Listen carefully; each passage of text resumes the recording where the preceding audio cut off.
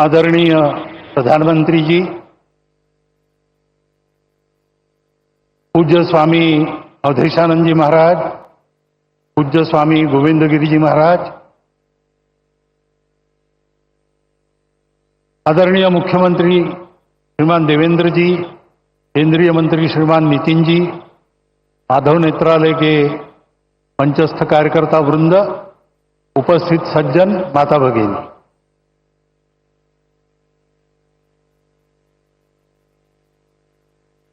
आज योग है।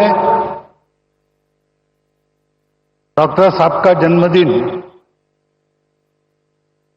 वर्ष प्रतिपदा का सुमुहूर्त।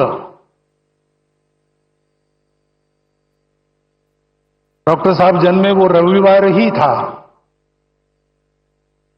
उनके बाद जिन्होंने संघ की बागडोर संभाली, पूजनीय श्री गुरु जी, उनके नाम का प्रकल्प और प्रधानमंत्री जी का यहां पर उपस्थित होना, ये सारे शुभयोग यहां पर एकत्रित है।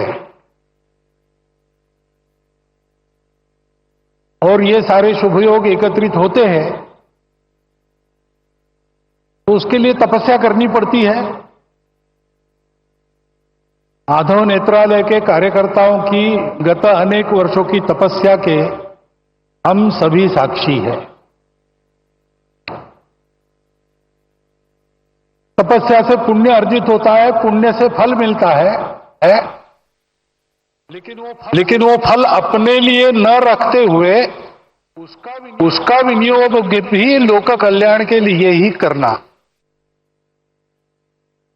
इस वृत्ति से वो तपस्या आगे चलती है और वैसी ही चल रही है। क्योंकि इसके पीछे जो प्रेरणा है, वो प्रेरणा संघ विचार की प्रेरणा है।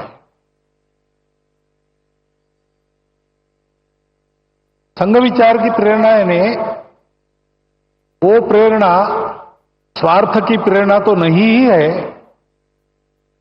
भय या प्रतिक्रिया की भी प्रेरणा नहीं है, न कोई मजबूरी है। शुद्ध सात्विक प्रेम, यही वह प्रेरणा है। अपना समाज है, अपने समाज में दृष्टिहीनों के उपचार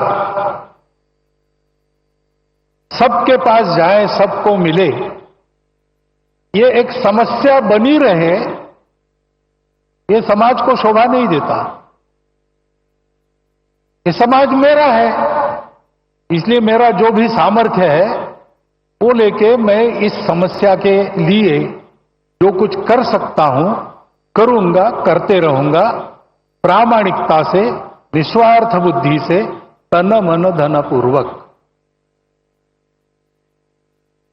सब क्षेत्रों में संघ के स्वयंसेवक जो कार्यरत है, इसी प्रेरणा से कार्यरत है। रामटेक की यात्रा में 1926 में यात्रा के सुव्यवस्थापन के लिए स्वयंसेवकों ने जो काम किया, वह भी इसी प्रेरणा से किया। और आज इतने सारे क्षेत्रों में सेवा चल रही है, छोटे बड़े प्रकल्प उपक्रम सब मिलाकर 1.5 लाख के ऊपर समाज के लिए काम चलते हैं स्वयंसेवकों के, इसी प्रेरणा से चले।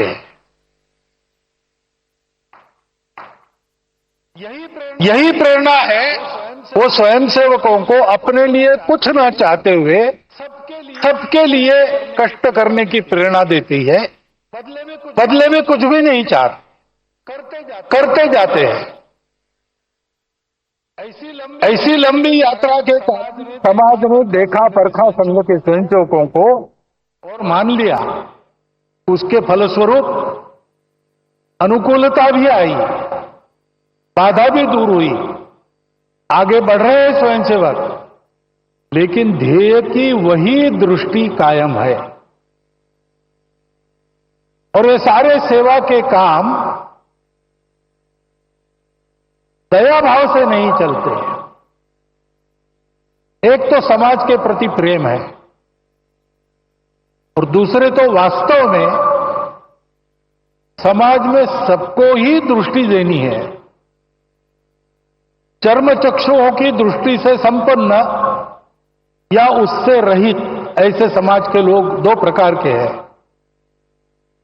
लेकिन सदा सर्वदा जीवन में जो दृष्टि आवश्यक होती है, जीवन में हमको जो कुछ मिला है परिस्थिति के रूप में, उस परिस्थिति का अधिकतम उत्कृष्ट उपयोग करते हुए अपने जीवन को सार्थक बनाना, अपने जीवन को निरामय बनाना, अपने जीवन को स्वस्थ बनाना, ये सारा करने के लिए जो जीवन की दृष्टि चाहिए वो जीवन की दृष्टि ही है। और उस जीवन के दृष्टि का सारा उसमें वर्णन है सेवा। एकांत में आत्मसाधना, लोकांत में परोपकार, ऐसा जीवन सूत्र हमारी परंपरा में है।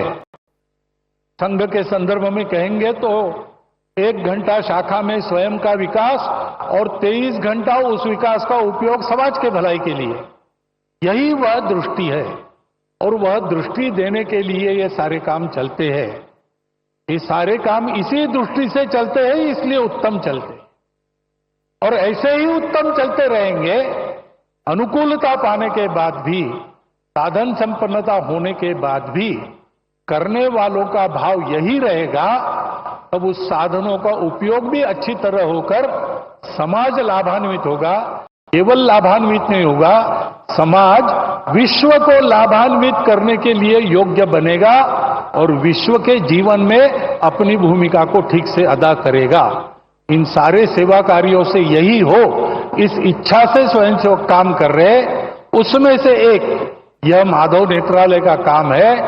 आज वर्षीय प्रतिभागिता के दिन उनको सब प्रकार की शुभेच्छा मैं देता हूं, आपको भी देता हूं और आपके और माननीय प्रधानमंत्री जी के बीच ज्यादा खड़ा न रहते हुए, क्योंकि उनको सुनने की आज मुझे भी उत्सुकता है, मैं मेरे शब्द को विराम देता हूं।